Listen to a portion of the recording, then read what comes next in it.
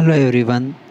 तो आज हम डिस्कस करेंगे एटॉमिक स्ट्रक्चर के नीट में जो पिछले सालों में पीवाईक्यूज़ आए हुए हैं। मोस्ट इम्पॉर्टेंट जो पीवाईक्यूज़ हैं जो कि रिपीट होते हैं बार बार, उनको आज हम डिस्कस करेंगे। तो पहला पीवाईक्यूज़ हम डिस्कस करते हैं कि beryllium plus 2 is iso electronic with which of the following ions. तो हमें 4 आयंस गिवन है, इनमें से हमें उस आयन को ढूंढना है जो कि बेरिलियम प्लस 2 के साथ में आइसो इलेक्ट्रॉनिक हो। अब आइसो इलेक्ट्रॉनिक का मतलब क्या होता है? आइसो इलेक्ट्रॉनिक का मतलब होता है कि सेम नंबर ऑफ इलेक्ट्रॉन्स हो, सेम नंबर ऑफ इलेक्ट्रॉन्स हो, है ना। अब हम बेरिलियम प्लस 2 बेरिलियम की बात करते हैं। पहले तो बेरिलियम का जो एटॉमिक नंबर होता है वो 4 होता है। और हम जानते हैं जब भी कोई एटम न्यूट्रल होता है तो उसके अंदर और एटॉमिक नंबर क्या होता है? Number of protons. तो हम जानते हैं न्यूट्रल जो एटम होता है उसके अंदर जितने प्रोटॉन्स होते हैं उतने ही इलेक्ट्रॉन्स होते हैं, तभी तो वो न्यूट्रल होता है। तो Z इज इक्वल्स टू 4, यानी कि number of protons equals to 4, यानी कि number of electrons also 4। Okay, number of electrons भी 4 है। तो बेरिलियम प्लस 2, यानी कि मैंने इसमें से 2 इलेक्ट्रॉन्स निकाल लिए बेरिलियम के अंदर से, तो अब कितने बचे? 2 इलेक्ट्रॉन। तो हम इन चारों आयंस को देखेंगे जिसके अंदर भी 2 इलेक्ट्रॉन्स मिलेंगे, वही बेरिलियम प्लस 2 का के साथ में आइसो इलेक्ट्रॉनिक होगा। ओके, तो हम देखते हैं चारों आयंस को। पहला हाइड्रोजन प्लस है, दूसरा लिथियम प्लस है, तीसरा सोडियम प्लस है, चौथा मैग्नीशियम प्लस 2 है। तो हाइड्रोजन के पास कितने इलेक्ट्रॉन होते हैं? एक। अगर एक को भी निकाल लिया तो 0 इलेक्ट्रॉन बचे। लिथियम के पास कितने होते हैं? हाइड्रोजन हीलियम लिथियम 3, एक निकाल लिया तो 2 इलेक्ट्रॉन बचे। सोडियम के पास 10 इलेक्ट्रॉन होते हैं, एक निकाल लिया, सोडियम के पास 11 इलेक्ट्रॉन होते हैं, एक निकाल लिया तो 10 इलेक्ट्रॉन बचे। मैग्नीशियम प्लस 2 के पास मैग्नीशियम के पास 12 इलेक्ट्रॉन होते हैं, 2 निकाल लिए तो कितने बचे? 10 इलेक्ट्रॉन। यानी कि लिथियम प्लस के अंदर 2 इलेक्ट्रॉन्स हैं। तो लिथियम आयन जो है वो बेरिलियम प्लस 2 के साथ में क्या होगा? आइसो इलेक्ट्रॉनिक होगा। अब हम डिस्कस करते हैं नेक्स्ट क्वेश्चन। अब हमारे पास आइसो इलेक्ट्रॉनिक स्पीसीज़ देखनी है, तो हमारे पास हर एक ऑप्शन में 4 मॉलिक्यूल्स गिवन हैं। तो हम क्या करेंगे, हर एक ऑप्शन के अंदर सभी मॉलिक्यूल्स के अंदर नंबर ऑफ़ इलेक्ट्रॉन्स देखेंगे। अगर सभी मॉलिक्यूल्स के अंदर नंबर ऑफ़ इलेक्ट्रॉन्स सेम आ जाते हैं तो वो क्या होंगे? आइसो इलेक्ट्रॉनिक स्पीसीज़ होंगे। तो हम फर्स्ट ऑप्शन चेक करते हैं। पहले हम देखते हैं CO के अंदर। तो कार्बन के पास कितने इलेक्ट्रॉन्स होते हैं? 6। ऑक्सीजन के पास 8, यानी कि टोटल कितने इलेक्ट्रॉन हो गए? 14 इलेक्ट्रॉन। फिर हम बात करते हैं CN-।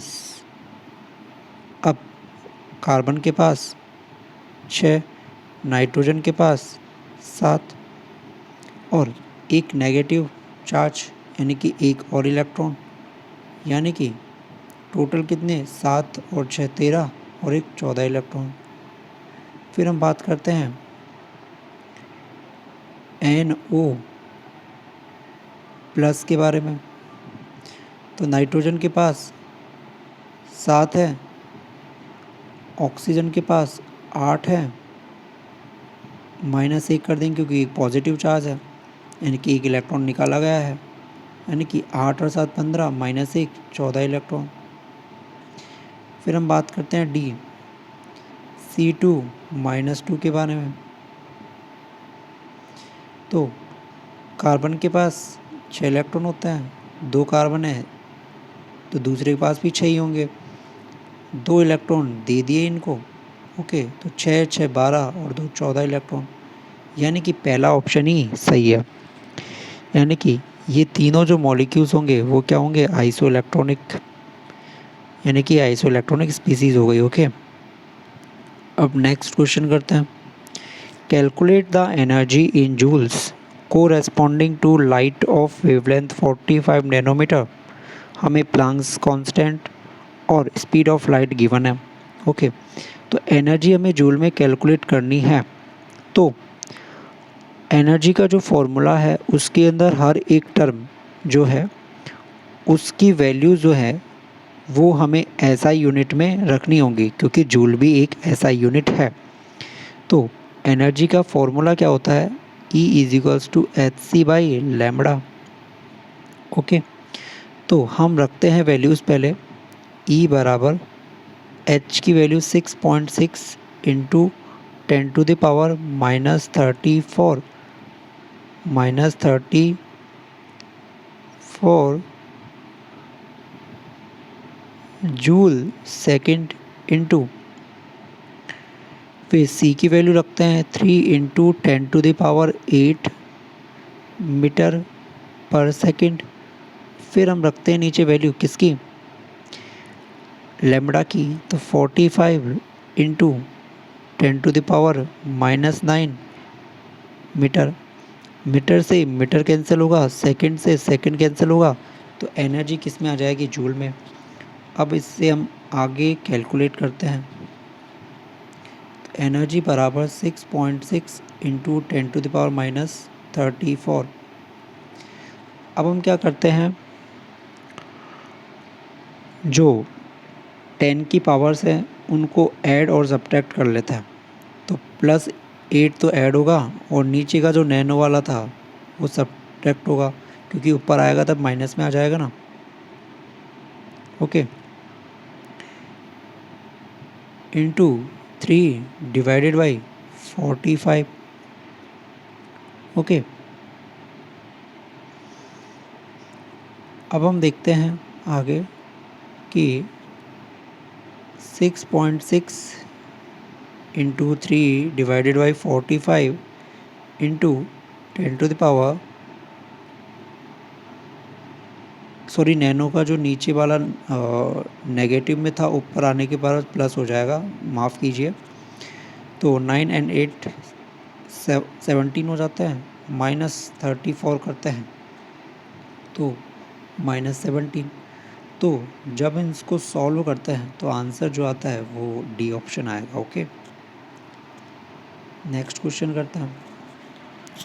The energies E1 and E2 of two radiations, दो रेडिएशंस है, वो रेडिएशंस है जिनकी एनर्जी E1, एक की एनर्जी E1 एक की एनर्जी E2। एक का की वेवलेंथ λ1, एक की वेवलेंथ λ1, दूसरे की λ2। ओके, तो E1 की वैल्यू 25 इलेक्ट्रॉन वोल्ट है, E2 की वैल्यू 50 इलेक्ट्रॉन वोल्ट है। तो हमें रिलेशन बताना है λ1 और λ2 के बीच में। तो एनर्जी और लैम्बडा के बीच में क्या रिलेशन होता है, hc/λ। h क्या है, प्लैंक कांस्टेंट, c क्या है, प्लैंक कांस्टेंट। तो ये तो क्या हो गए, कांस्टेंट हो गए, यानी कि एनर्जी जो है वो इन्वर्सली प्रोपोर्शनल है लैम्बडा के। ओके, अब हम फॉर्मूला देखते हैं कि E1 बाई E2 बराबर λ2 बाई λ1। फिर आगे देखते हैं, E1 हमें गिवन है 25, E2 गिवन है 50 बराबर λ2 बाई λ1। नेक्स्ट पेज पे करते हैं, लैम्बडा, अब ये कितना आ जाता है 1/2 बराबर λ2 बाई λ1, यानी कि λ1 बराबर 2 टाइम्स ऑफ λ2। ये आंसर आ जाता है, यानी कि बी ऑप्शन राइट होगा। अब हम नेक्स्ट क्वेश्चन करते हैं। अब इस क्वेश्चन में the value of Planck constant is इतनी, the velocity of light is इतनी, which value is closest to the wavelength in nanometers of a quantum of light with a frequency of 8 into 10 to the power 15 hertz। अब इसमें हम use करेंगे एक formula जो आपको पता होगा कि C is equals to nu lambda. C speed of light, nu क्या है फ्रीक्वेंसी, लैम्बडा क्या है वेवलेंथ। ओके, अब हम देखते हैं हमें लैम्बडा कैलकुलेट करना है। ओके, न्यू की वैल्यू हम जानते हैं गिवन है और सी की वैल्यू भी गिवन है। ओके, तो लैम्बडा बराबर सी बाई न्यू। सी की वैल्यू क्या होगी 3 इंटू 10 टू द पावर 8 और न्यू की value 8 into 10 to the power 15। Okay, तो जब हम इसको नेक्स्ट पेज पे कैलकुलेट करते हैं तो आता है बराबर 3/8 into 10 to the power 8 minus 15, यानी कि 3/8 इंटू 10 टू द पावर -7। तो अब इसको हम 300 लिख सकते हैं। अगर 300 लिखेंगे तो ये क्या हो जाएगा 10 टू द पावर -9 बटे 8। ओके, तो जब हम इसको कैलकुलेट करते हैं तो जो वैल्यू आती है वो आती है 37.5 into 10 to the power -9। Okay, तो राउंड ऑफ करने पर वैल्यू आती है 40 into 10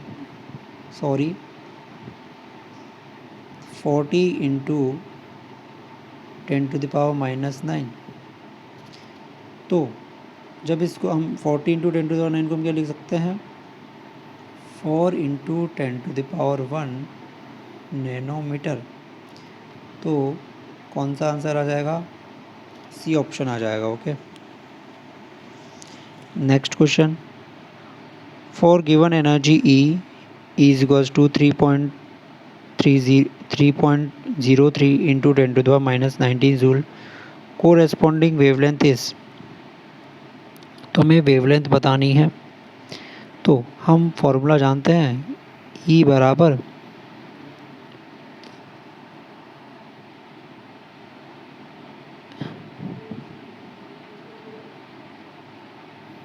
HC by lambda.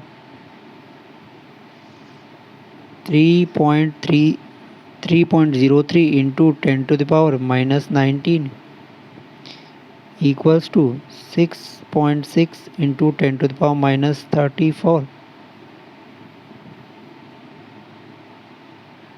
Into 3 into 10 to the power 8 divided by lambda हमें कैलकुलेट करना है।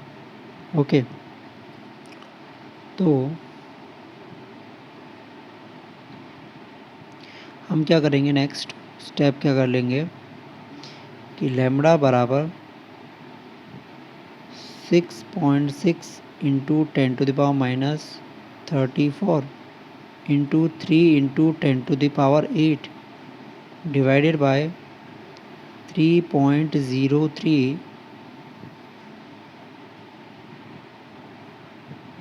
Into 10 to the power -19। Okay, तो ये लगभग 2 टाइम्स कट जाता है।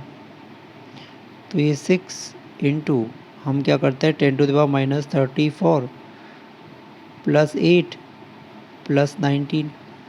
तो 19 और 8 कितने हुए 27।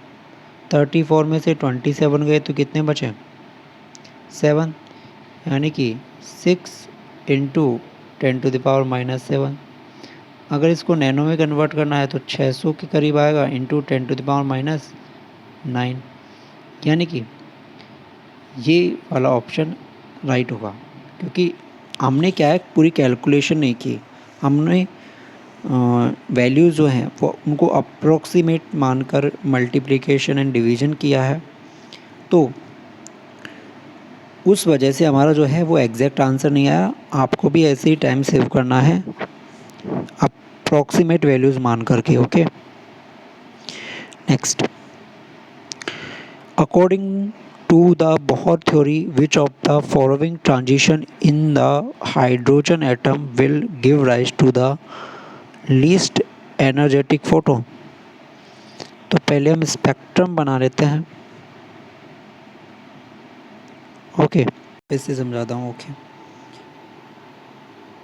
1 2 3 4 5 6, ये n = 1 हो जाता है, ये 2, ये 3, ये 4, ये 5, ये 6। पहले की जो एनर्जी होती है, अगर हम बात करें एनर्जीज़ के बारे में,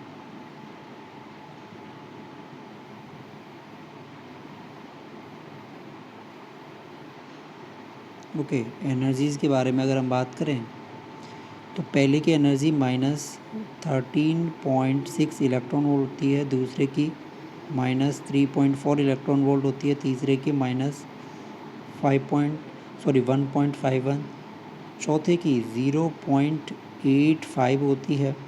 फिर हम बात करें पाँचवें की तो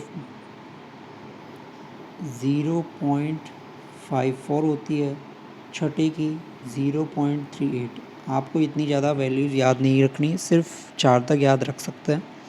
तो अब हम बात करें कि सपोज देखिए, अब इलेक्ट्रॉन यदि 6 से 1 में आता है, ओके, तो हम एनर्जी का डिफरेंस देखेंगे कि 13.6 में से मैं माइनस करता हूँ 0.38, इतना एनर्जी का डिफरेंस आएगा।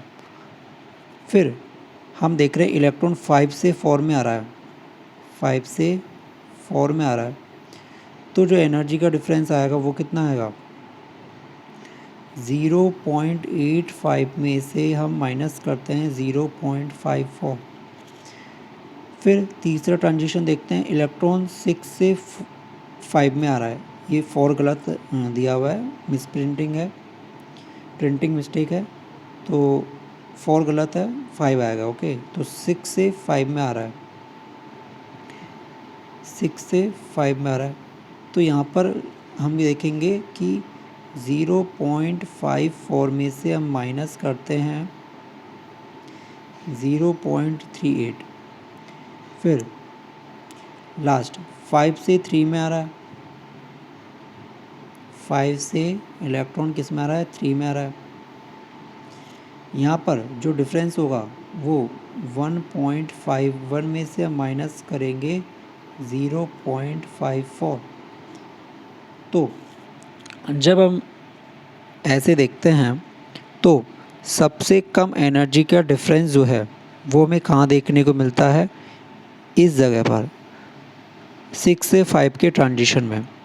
वो कितना है, 0.54 में से अगर मैं 0.38 माइनस करता हूँ तो ये 0.16 आता है ना, 0.16, बाकी में इससे ज़्यादा होगा। यानी कि 6 से 5 वाले ट्रांजिशन में जो फोटोन निकलेगा उसकी एनर्जी जो होगी वो लीस्ट होगी, यानी कि कम एनर्जी होगी। Okay, next question, the energy of second Bohr orbit of the hydrogen atom is इतना -328 kilo joule per mole, hence the energy of fourth Bohr orbit would be. Okay, तो एनर्जी का formula हम देखते हैं, E = -kz²/n²। Okay, के क्या है, constant है, तो ये n energy of second orbit जब हम देखते हैं तो माइनस के जेड की वैल्यू क्या है, हाइड्रोजन के लिए 1 होती है, 1 का स्क्वायर। एन की वैल्यू यानी कि कौन सा सेल है, शेल हमें गिवन है कौन सा, सेकंड। ओके, शेल या फिर ऑर्बिट बोल सकते हैं। ओके, तो 2 का स्क्वायर, तो energy of second orbit is minus के बाई 4। ओके, अब हमें सेकंड ऑर्बिट की एनर्जी गिवन है -328। ओके, तो हम वो रखते हैं, तो -k/4 बराबर -328, माइनस से माइनस गया तो k बराबर 328 इंटू 4। ओके, अब हम क्या करते हैं, फोर्थ ऑर्बिट की एनर्जी कैलकुलेट करते हैं, is -k, okay, into Z square, Z की वैल्यू हाइड्रोजन के लिए 1 का स्क्वायर, एन फोर्थ ऑर्बिट के लिए 4 का स्क्वायर, के की वैल्यू हम रखेंगे -328 इंटू 4 बाई 16, ये गया 4 बार। ये अगर हम डिवाइड करेंगे तो कितना हो जाएगा, -8/2। ओके, यानी कि -82 किलो जूल पर मोल एनर्जी आ जाएगी। ओके, अब नेक्स्ट क्वेश्चन करते हैं, in hydrogen atom energy of first excited state. तो फर्स्ट एक्साइटेड स्टेट का मतलब क्या है, n = 2। तो उसकी जो एनर्जी हमें गिवन है वो है -3.4 electron volt. Okay, then find out kinetic energy of same orbit of hydrogen atom. Same orbit मतलब कि n = 2 के अंदर इलेक्ट्रॉन की कितनी काइनेटिक एनर्जी होगी वो हमें फाइंड आउट करनी है। ओके, तो एक रिलेशन मैं आपको बताता हूँ कि अगर क्वेश्चन में कुछ ना गिवन हो तो हम टोटल एनर्जी मानते हैं, तो -3.4 इलेक्ट्रॉन वोल्ट जो है वो टोटल एनर्जी है। तो हम एक रिलेशन देखते हैं, टोटल एनर्जी बराबर माइनस ऑफ काइनेटिक एनर्जी बराबर 2 times of potential energy, sorry half of potential energy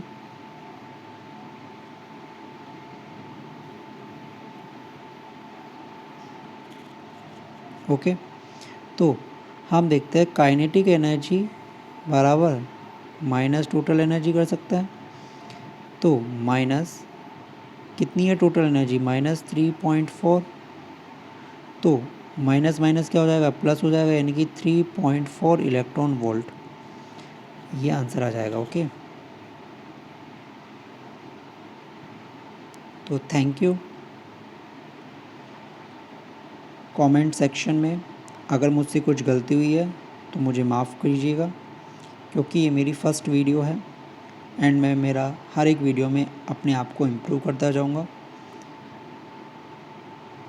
like, subscribe this session. Thank you.